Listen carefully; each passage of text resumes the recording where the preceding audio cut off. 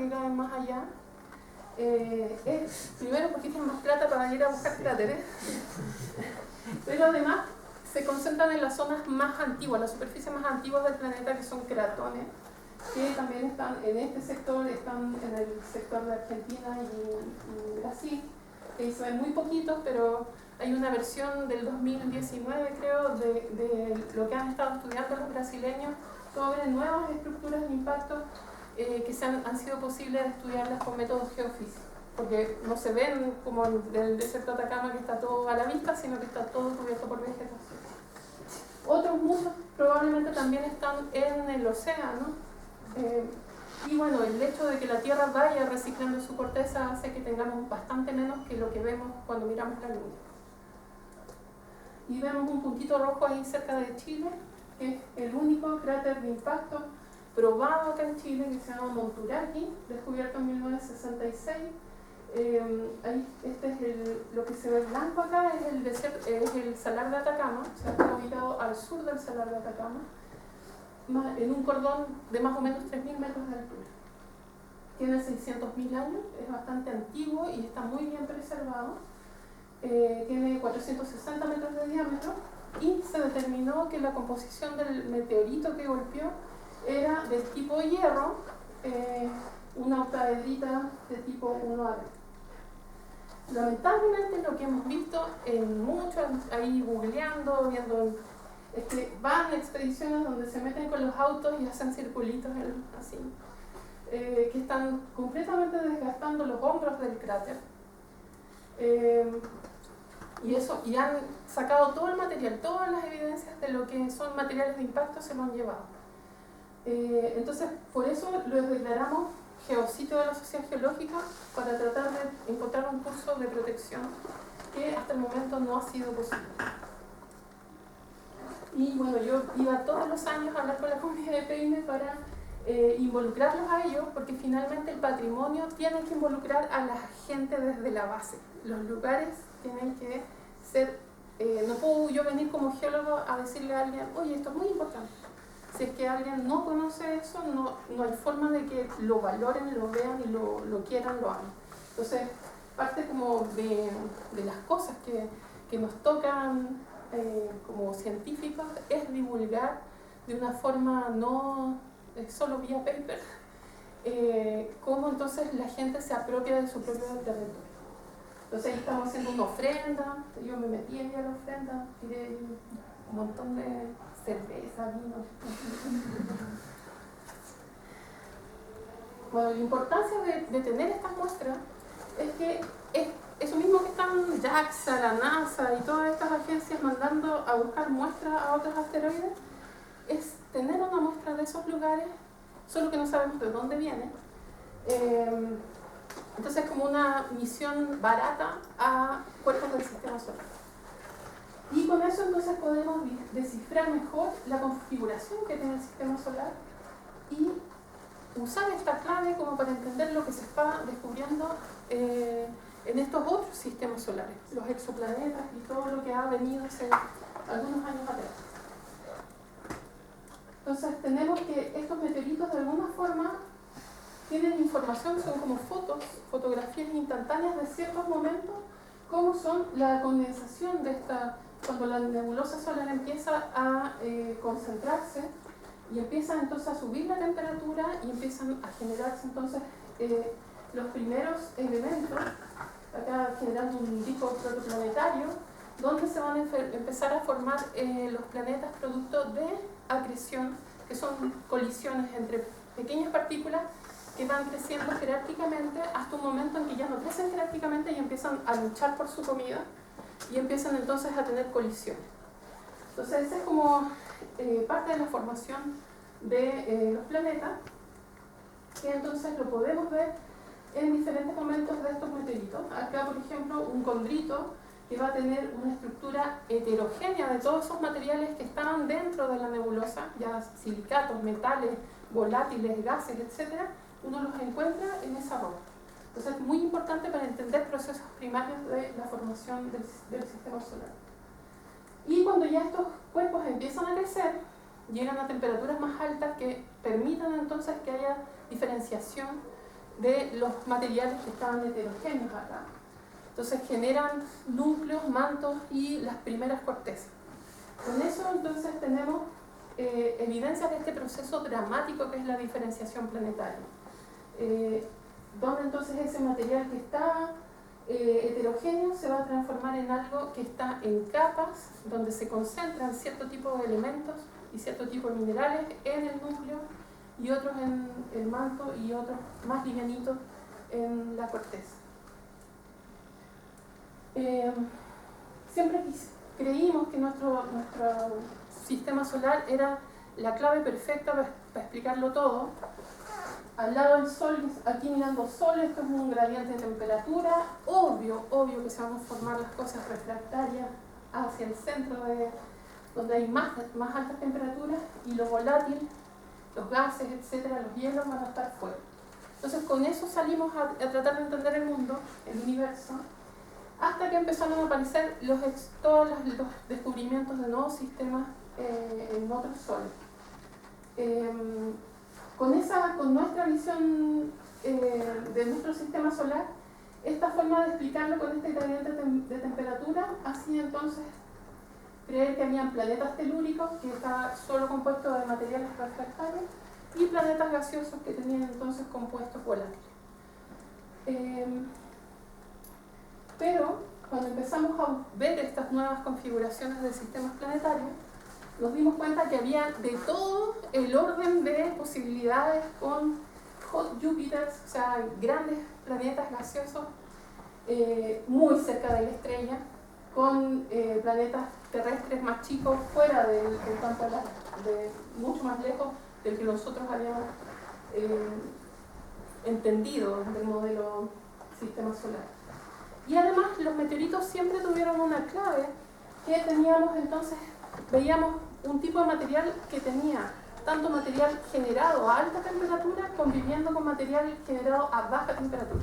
Eso siempre fue algo que les molestó a los meteoricistas cuando estaba la teoría de esta creación in situ, diciendo ¿cómo explico que en una roca pueda encontrar estos dos materiales?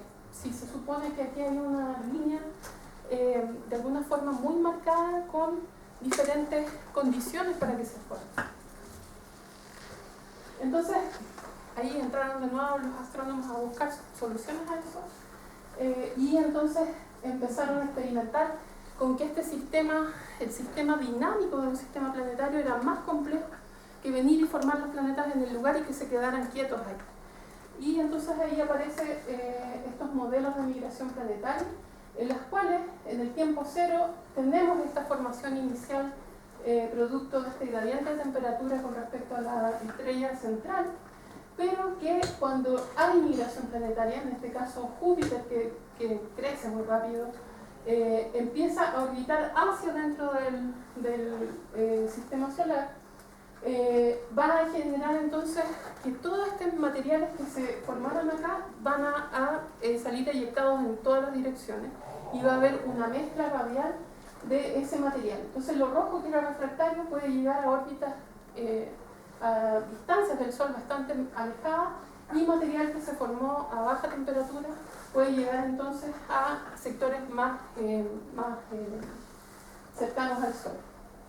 Y entonces tenemos acá como resultado final de esto un cinturón de asteroides con material mezclado, tanto de material de baja temperatura como de alta temperatura, que es consecuente entonces con lo que podíamos ver nosotros en los meteoritos. Entonces es una cosa muy importante y muy fuerte, un criterio muy fuerte para entender que la importancia de los meteoritos de alguna forma poner límites reales a los modelos, que ustedes como geofísicos saben que los modelos necesitan restricciones para hacerlos más reales.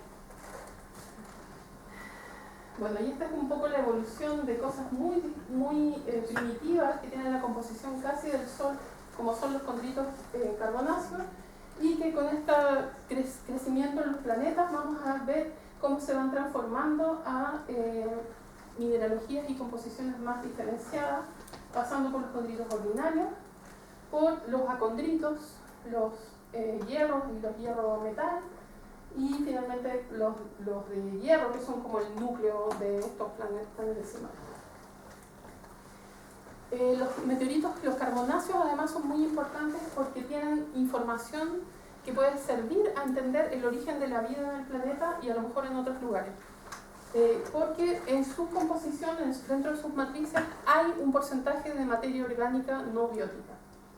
Entonces tenemos hasta 5% de carbono y moléculas orgánicas básicas como aminoácidos y de estos compuestos poliaromáticos. Aquí tenemos estromatolitos, que son la vida más básica, nuestros abuelitos evolutivos de la vida. Y entonces los condritos carbonáceos son parte de los diferentes proxies que tenemos para tratar de entender la formación de la vida acá en el planeta Tierra. Entonces, un poco para mostrarle. Ay, me sale.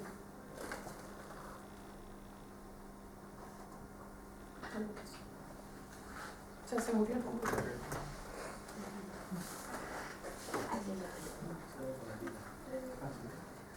A lo mejor.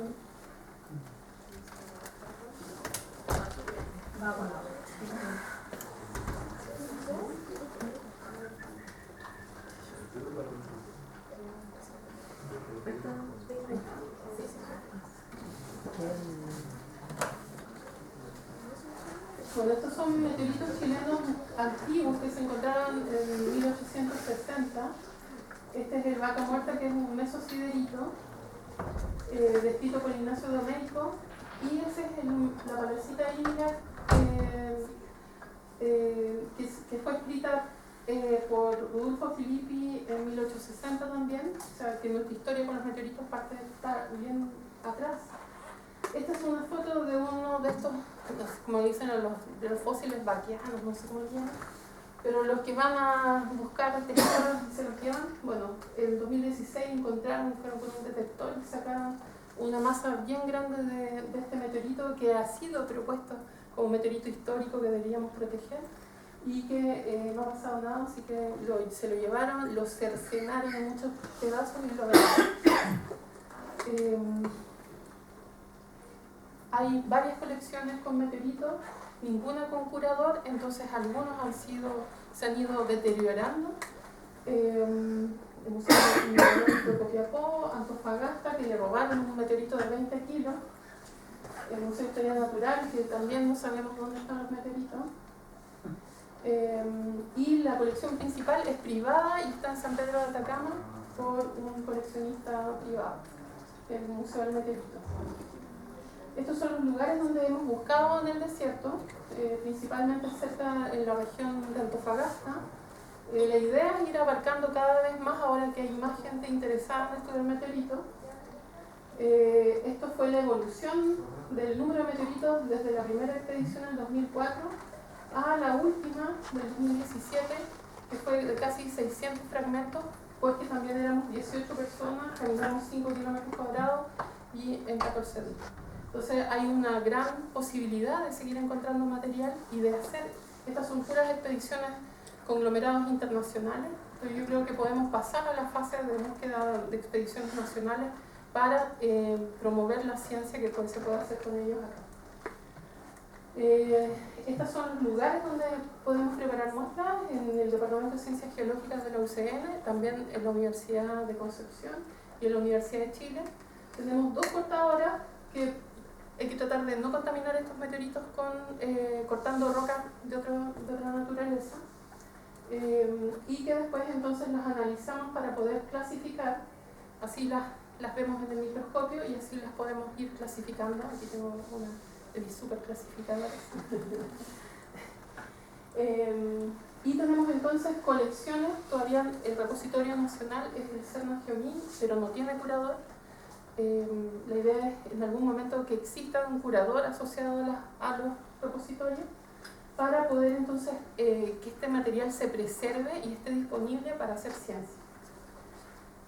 Gracias a este trabajo que hemos estado haciendo, podemos entonces ahora comparar nuestra estadística de la estadística mundial de meteoritos y vemos que ya nos parecemos bastante a lo que se encuentran en todas las colecciones, que es dominancia de condritos ordinarios y un porcentaje variable de los otros tipos de meteoritos.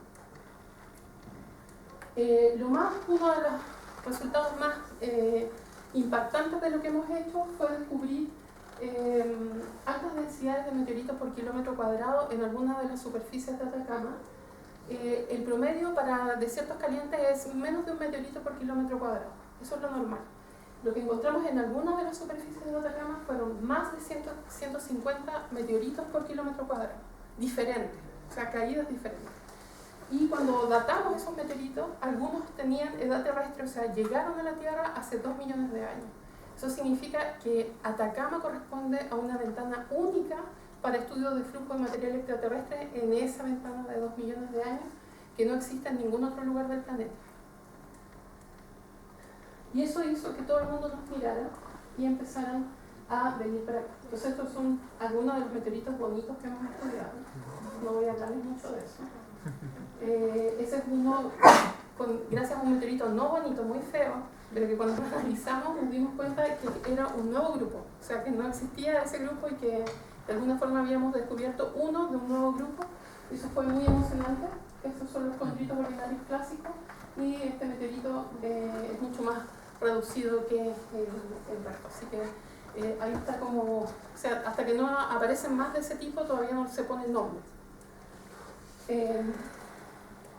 Y bueno, la protección, ahora que ya somos 1473 meteoritos reconocidos por la Meteoritical Society, que es la sociedad que se encarga de validar que el procedimiento de clasificación y de dar el nombre oficial se lleve a cabo de forma muy normada.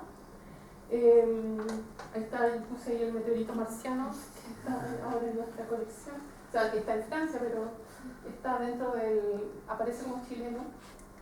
Y además una realidad que es única para la región, dado el número que tenemos con respecto a los países de América del Sur y bueno, del Norte, que sería, el siguiente sería México con 116 meteoritos oficiales, pero Chile tiene 1473, de los que fueron clasificados. Todavía existen todos los que no han sido clasificados y quizás ya vamos a estar, no sé, el próximo año sobre los 2000 meteoritos. Entonces, ahí es donde entra el tema de cuestionarse cómo entonces esto no sé, toda la gente quiere venderlos, sacar un provecho de ellos. Y ahí es donde yo me he metido un poco en la parte de patrimonio. Los meteoritos han sido en algunos países protegidos desde el lado cultural como un patrimonio cultural y en otros como patrimonio natural. Nuestra legislación es media extraña y sobre todo ahora que se separó el museo, o sea, el Consejo de Monumentos Nacionales pasó de un ministerio a otro.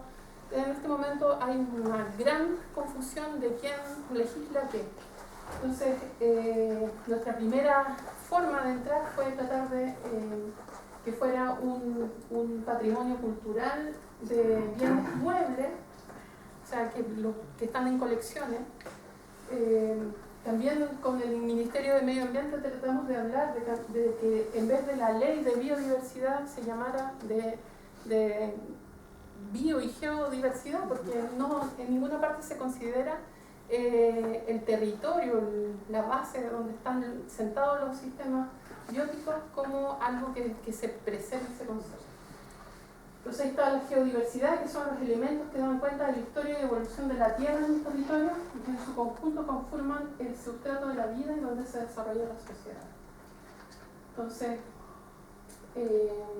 la idea es que esto sea un patrimonio geológico. Esa iniciativa se hizo el año 2017 y no llegó a puerto, porque hay otras leyes que están, o sea, las rocas en Chile son para explotar. Esa es como la premisa. Está la ley de minería que está sobre cualquiera. Entonces hay ahí siempre hay que entrar a negociar para que alguien quiera proteger algo que es una roca. Y dentro de eso, ahí es donde aparece esta parte más ética, que hasta el momento no ha sido muy tomada en cuenta en las escuelas de geología, o que tiene que ver con, por ejemplo, en los terrenos cuando van te quieren mostrar ciertas asociaciones minerales, la gente va en el bus con el martillo, abren la puerta y salen a martillar como locos. Algunos afloramientos que son únicos y que no hay necesidad de destruirlos para llevarte el pedazo a la casa. Entonces hay cosas que ni siquiera son cuestionadas por nuestro gremio sobre la protección, porque siempre han estado ahí y es parte de las cosas que nos tenemos que sentar a discutir. Y dentro de eso son los marcos éticos de cómo proceder en nuestra profesión. Entonces, la geoética consiste en la investigación y la reflexión sobre los valores que sustentan los comportamientos y las prácticas adecuadas donde quiera que las actividades humanas interactúen con el sistema terrestre. La geoética se ocupa de las implicancias éticas, sociales y culturales de la educación, la investigación y la práctica en geociencia y del rol social y la responsabilidad de los geocientistas en la realización de sus actividades. Y eso recién se creó este grupo de geoética en la Sociedad Geológica en septiembre del 2019, que está recién pensando en este tipo de cosas, y yo siento que es el paso necesario, o sea, el paso cero, de alguna forma para tratar de venir a convencer a alguien más sobre esto. Si no estamos ni siquiera la comunidad está conversando esto, es difícil que podamos traspasar esa información a las autoridades o al resto de la gente. Eso pasó este sábado, el Cabildo Geológico, donde es de alguna forma la primera vez que tenemos este encuentro para pensar cómo los geocientistas podemos aportar al desarrollo del país y tener una visión de cómo hacer las cosas de manera sustentable. Entonces, todas estas cosas que de alguna forma a mí me hacen meterme para tratar de proteger a los meteoritos, me hacen meterme en otras vías que son los paraguas más grandes, que tienen que ver con las visiones que tenemos en conjunto como sociedad de lo que queremos proteger. Entonces, solo decirles que hay muchas leyes asociadas a lo que puede proteger a los meteoritos, hay leyes espaciales, que es cómo vamos a operar fuera de la Tierra, que no les incluye a los meteoritos. O sea, si vamos a Marte, si vamos a la Luna, hay algunas leyes que dicen cómo operar. Hay leyes internacionales, principalmente dadas por la UNESCO, para patrimonio cultural y para patrimonio natural.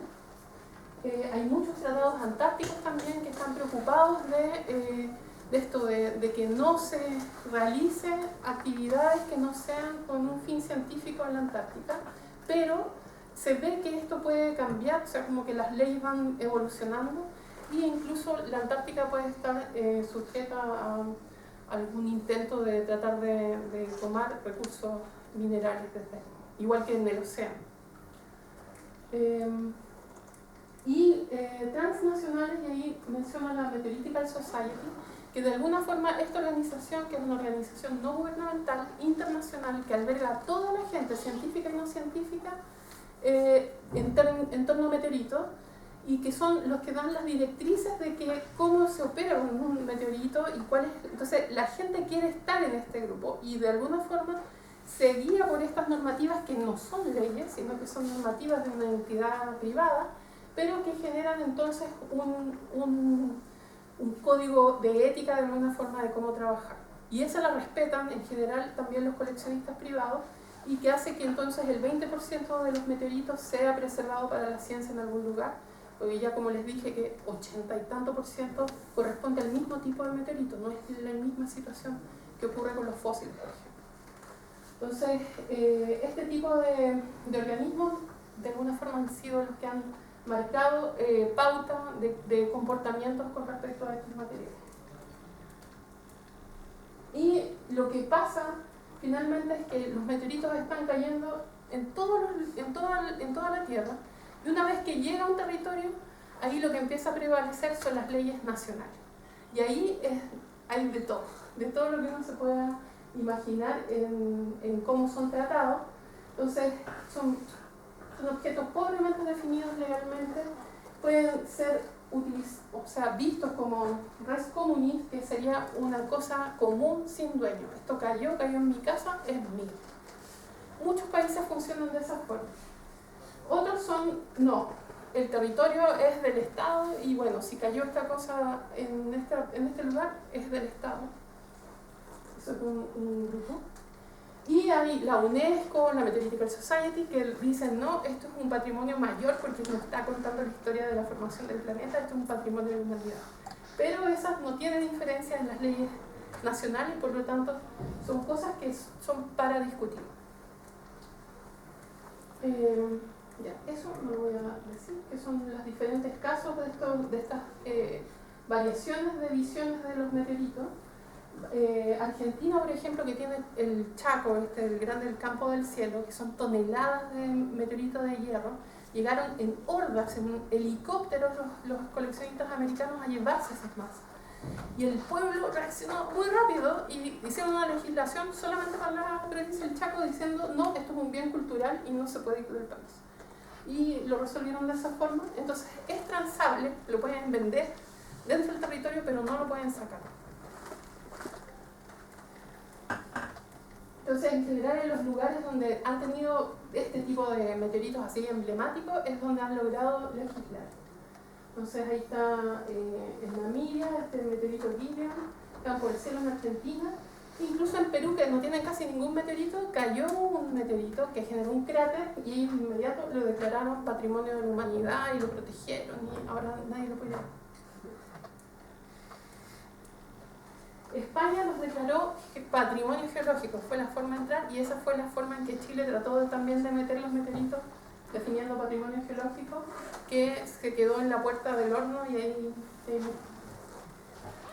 Entonces, los pros y contras de legislar es que los lugares donde se adoptaron consideraciones legales severas para proteger a los meteoritos, se generó a la larga una disminución de reportes de encuentro de nuevos ejemplares.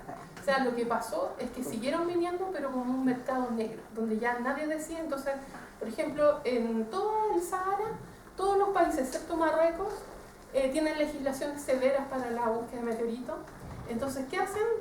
Vienen los traficantes, los sacan por Marruecos y los declaran como que son meteoritos de Marruecos.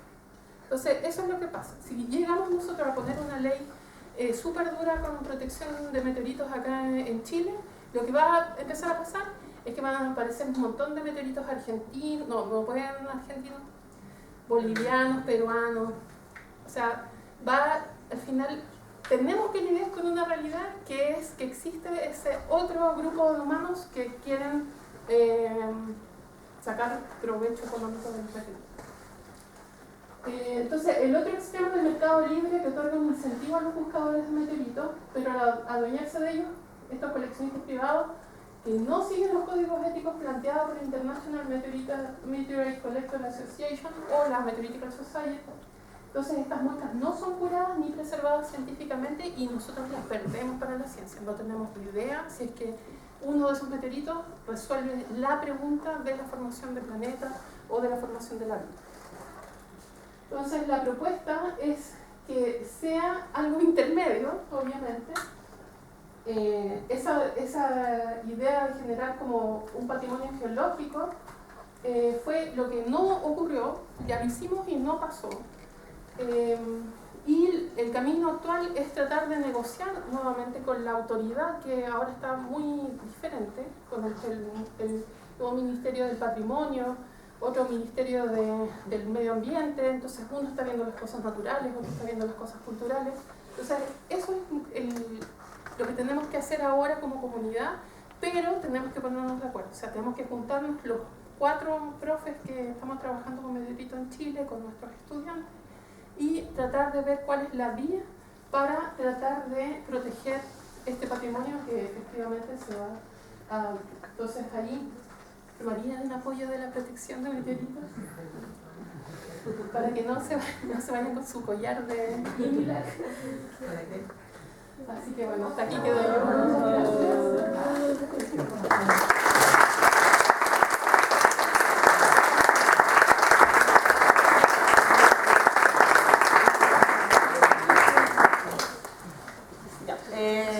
Antes de pasar a las preguntas, lo que vamos a hacer ahora, pasemos la mano por favor, gracias.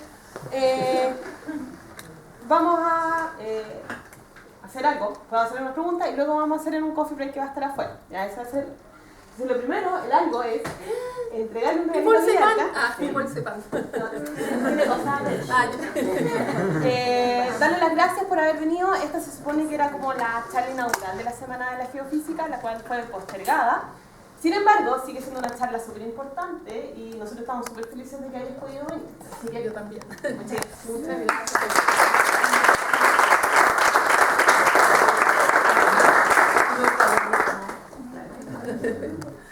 Ahora sí pueden ver. Sí, ahora sí pueden ver. Y ahora pueden levantar la mano. Hola, buenas tardes. Hola. Quería hacer una consulta respecto al corte transparente que le habían hecho a los condritos. Cuando aparecía el cóndrulo se formaban unas líneas que tenían. De hecho, tenía unas líneas que eran paralelas y cambiaban de lado en diagonal. Sí. Quería saber si es que eso tenía algún significado. Obvio que sí. Déjame ir a la imagen.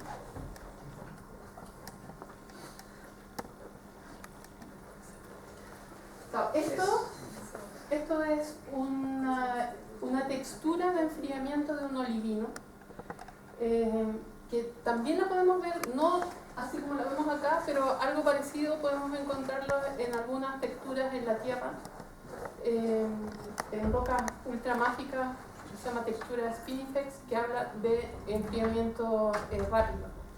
Entonces, lo que tenemos acá es este amarillito es un cristal. Estos dos que se ven acá es el mismo cristal que está en este momento extinguiéndose de la misma forma, y este de acá es otro. Y esto es un cóndrulo compuesto, o sea, parte de la teoría es que estas eran gotitas de fundido en la nebulosa solar, que dependiendo de la densidad de polvo, iba a haber muchos cóndrulos, muchas de estas gotitas. En este caso, cuando encontramos estos que están compuestos, lo que tendemos a pensar era que eran sectores donde había mayor densidad de este material, de estas como gotitas de polvo ricas en silicatos de hierro y magnesio. Entonces, es mucha la información que traen este tipo de materiales. También, por ejemplo, que generen estas coronas, ¿sabes? Que tiene como acá un borde. O sea, no todos los cóndrulos tienen estas coronas. Entonces, cada aspecto de la textura y de la mineralogía de uno de estos da para estudiar mucho. O sea, con un solo corte uno puede estar pegado mucho tiempo, porque no es como, no sé, las rocas, no sé, los que sean geólogos acá, las rocas, por ejemplo, magmáticas, las rocas ígneas, en que tienes un reservorio que todo se cocina junto y ahí empiezan a crecer los cristales, entonces uno encuentra como relaciones petrogenéticas porque estuvieron en la misma incubadora. Este momento es puras colisiones de material que estaban dispersos en la nebulosa, que de alguna forma traen información única, son objetos únicos, son más parecidos si uno hiciera un análogo a una roca sedimentaria, cuando uno tiene que hacer estudios de proveniencia y tenés que ir grano por grano cachando cómo llegó acá a generar esa arenisca o ese conglomerado. Lo mismo pasa un poco con este tipo de meteoritos, en que de alguna forma cada elemento tiene una información única de un lugar donde se formó. Entonces ahí analizamos otros elementos químicos y muchos isótopos. Los isótopos de oxígeno, por ejemplo, son como la huella dactilar del lugar dentro de la nebulosa donde se formó. Entonces, cada uno de estos elementos, aquí se ven pedacitos de fragmentos, se ve la matriz, se ve esto que es una inclusión calcolumínica, cada uno aporta una información diferente, que cuando lo juntamos podemos tratar de dar una hipótesis de cómo se pudo haber formado. Vamos a darle la mano a otra persona, después volvemos a ti ya. Sí, hola. Hola. Tengo una consulta sobre, consideramos que comentaste de que la presencia de elementos ferromagnéticos está, digamos,